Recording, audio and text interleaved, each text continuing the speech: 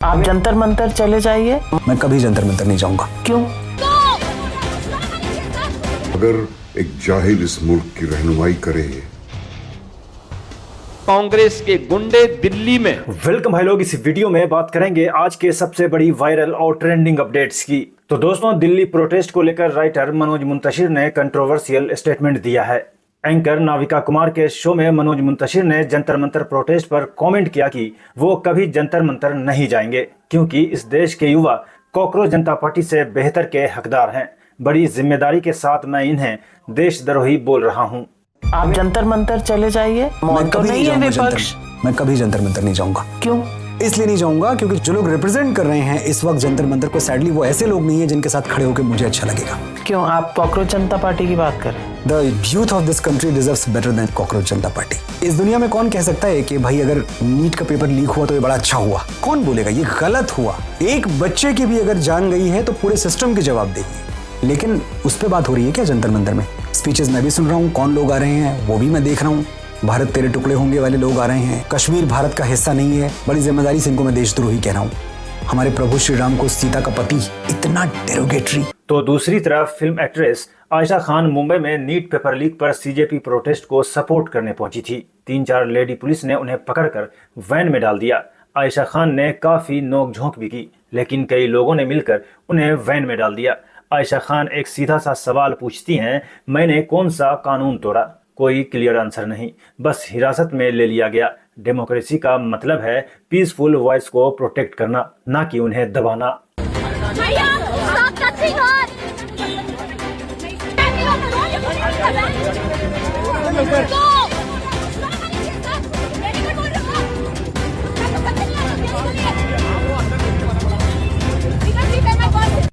हम आज अपना सपोर्ट दिखाने के लिए to the NEET aspirants, to the students who have committed suicide, हम जस्ट पहुंचे एंड सिर्फ रोड पे खड़े हुए।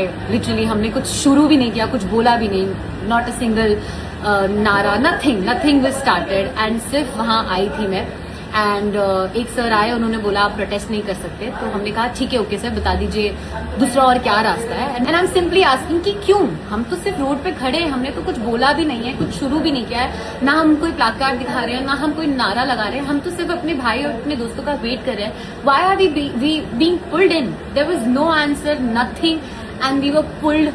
तो वहीं इस बीच रवीश कुमार ने गोदी मीडिया को लेकर लंबा चौड़ा ट्वीट किया कि मूल बात है कि गोदी मीडिया लोकतंत्र का हत्यारा है। आज इस मीडिया पर आप गर्व नहीं कर सकते। इसके न्यूज रूम के लोग भी शर्म से सहमे रहते हैं। अभी भी जरूरत है कि हर जगह पोस्टर लगना चाहिए कि गोदी मीडिया लोकतंत्र का हत्यारा है। तो इस पर एंकर चित्रा त्रिपाठी भड़कते हुए ट्वीट कर कहा कि ये व्यक्ति पत्रकारों के खिलाफ भीड़ को लिंचिंग के लिए भड़का रहा है। एक पॉलिटिकल पार्टी के राजनीतिक यात्रा में हिस्सा लेकर अपनी पत्रकारिता बेच देने वाला शख्स पत्रकारिता सिखाने में लगा हुआ है। तो इस पर एक यूजर ने चित्रा त्रिपाठी को कहा कि रवीश कुमार ने तो गोदी मीडिया को लोकतंत्र का हत्यारा बताया था, लिंचिंग की बात तो की ही नहीं। इसका मतलब यह है कि तुम भी जानती हो कि तुम गोदी मीडिया हो और ये तुम्हारे ही कुकर्मों का फल है जो तुम्हारे रिपोर्टर भुगत रहे हैं।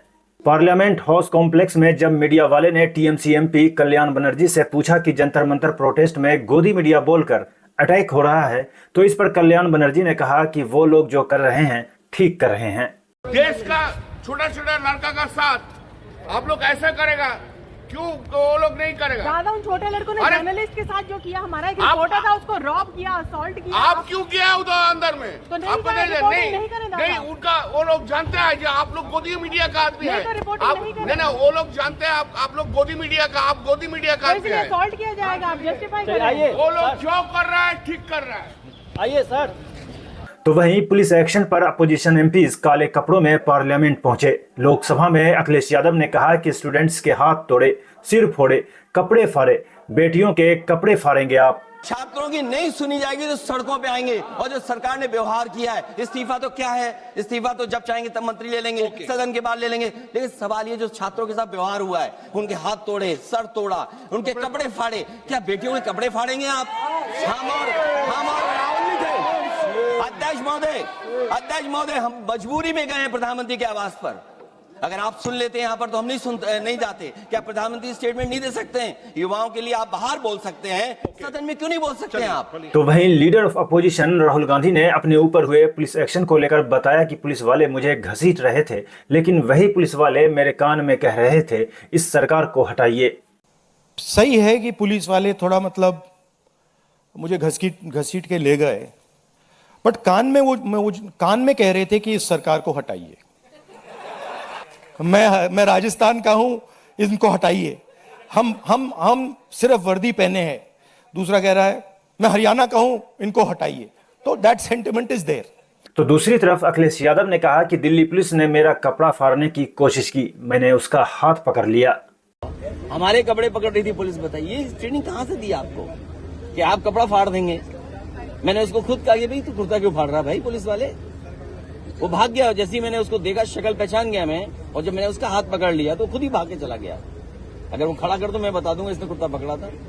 आपका कुर्ता फाड़ने की कोशिश की? अरे वो तो तस्वीरें वीडियो हैं। अरे कपड़े मजबूत नहीं होता, गांधी आश्रम का ये कुर्ता नहीं होता तो कुर्ता फाड़ देती दिल्ली की पुलिस। सदरी मजबूत है, वो बच गई सदरी। तो वहीं कांग्रेस और समाजवादी पार्टी को लेकर योगी आदित्यनाथ ने कहा, आप सभी ने देखा होगा कि कैसे स्टूडेंट्स को बदनाम करने के लिए समाजवादी पार्टी और कांग्रेस के गुंडों ने दिल्ली में संसद का घेराव किया। कैसे समाजवादी पार्टी और कांग्रेस के गुंडे दिल्ली में संसद सत्र का घेराव करने का काम किए,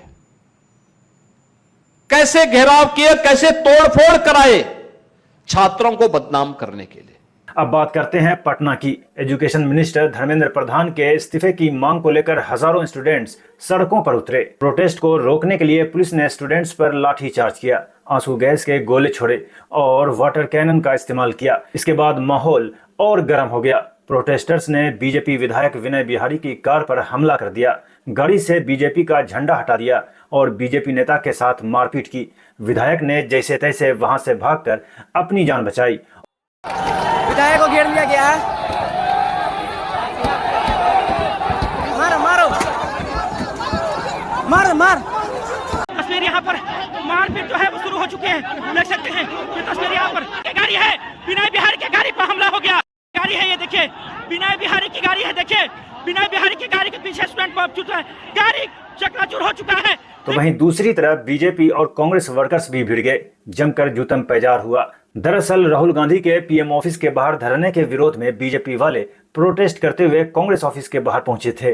इसी को लेकर दोनों पार्टियों के वर्कर्स के बीच जमकर लाठीबाजी हुई। तो वहीं सीजेपी फाउंडर अभिजीत दिपके ने बताया कि नरेंद्र मोदी ने कॉकरोच जनता पार्टी का इंस्टाग्राम अकाउंट बंद करवा दिया है। हालांकि कुछ समय बाद अकाउंट फिर से रीस्टोर हो गया। तो वहीं हिरासत में लिए गए कुछ प्रोटेस्टर्स का ये वीडियो वायरल हो रहा है। इन्होंने सीरियस एलिगेशन लगाए हैं, क्लेम कर रहे हैं पुलिस स्टेशन में उनसे पहले उनका धर्म पूछा गया और फिर उनके साथ मारपीट की गई। यह भी आरोप है कि उनसे कुणाल कामरा के बयान को लेकर सवाल किए गए और उसका समर्थन करने पर उन्हें पीटा गया। अंदर पता है, और हमसे हमारा धर्म पूछा जा रहा था, धर्म पूछ के मार रहे थे और स्मोक कर रहे थे। 5 लोग हम लोग थे, 3-4 बंदे आए और पूछे कि पांचों हिंदू हो, तो सबने बोला हाँ 5 हिंदू हैं। तो फिर बोलता है कुणाल कामरा ने जो स्टेटमेंट दिया है वो सही है कि गलत है?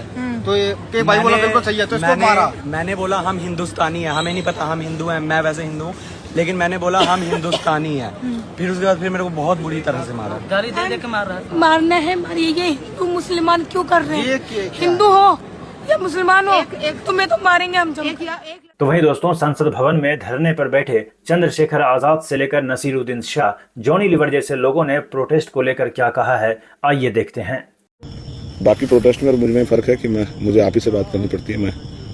मेरे पास बात करने वाले साथी नहीं जिनसे मैं कुछ चर्चा कर सकूं। जैसे ऊपर जो अंधेरे वाला आसमान आपको दिख रहा है, ये बादल छटेंगे और रोशनी आएगी, ऐसे ही ये जो अंधेरा भी आपको दिख रहा है, आपकी मांगों को लेके, आपकी बातों को लेके अंधेरा छटेगा, रोशनी आएगी, हर घर तक रोशनी पहुंचेगी, मेरा भरोसा है। खुश रहिए। आदाब, नमस्कार। मैं नसीरुद्दीन शाह 2 बातें अर्ज करना चाहता हूं आप सबसे। पहली बात तो ये कि अगर एक जाहिल इस मुल्क की रहनुमाई करे तो उसका दिल यही चाहेगा कि पूरा मुल्क उसी की तरह जाहिल, ना समझ, ना काबिल और बेरहम बने। इस वक्त मेरा दिल भी भरा हुआ है और मैं गुस्से से खौल भी रहा हूं ये देखकर कि हमारे इन बच्चों के साथ किस तरह जुल्म का बर्ताव किया जा रहा है उन गुंडों के हाथों, जो मुझे अमेरिका के आइस एजेंट्स की याद दिलाते हैं, मुंह पे नकाब लगाए हुए, हाथ में डंडा लिए हुए। कभी अपने बच्चों के बारे में भी सोचा करो और ये भी सोचो कि तुम्हारा अंजाम तुम्हें भी एक दिन मिलेगा जरूर। इन सब बच्चों से मैं कहना चाहता हूं कि हिम्मत ना हारें। बहुत से लोगों की हमदर्दी आपके साथ है, बहुत से लोग आपके साथ हैं और इस मुल्क की हुकूमत को मैं सिर्फ इतना कहना चाहता हूं, सब याद रखा जाएगा। दिल्ली में जंतर मंदिर पर तो कुछ कहना चाहेंगे तो उस पर स्टूडेंट्स के लिए काफी चीजें हो रही है, चल रहा है तो आप देखते हैं, बड़ा मूड खराब हो जाता है यार, तकलीफ होती है बच्चों के साथ जो हो रहा है, उनके साथ अच्छा हो। सरकार से विनती है कि उनकी जो मांगे हैं चाहते हैं पूरी करें। अपडेट में दोस्तों आज इतना ही। ऐसे ही वायरल खबर और ट्रेंडिंग अपडेट्स के लिए चैनल को सब्सक्राइब कीजिए और वीडियो ज़्यादा से ज़्यादा लोगों तक पहुंचे इसके लिए वीडियो को लाइक कमेंट शेयर कीजिए। मिलते हैं आपसे नेक्स्ट वीडियो में नेक्स्ट अपडेट के साथ, तब तक के लिए जय हिंद।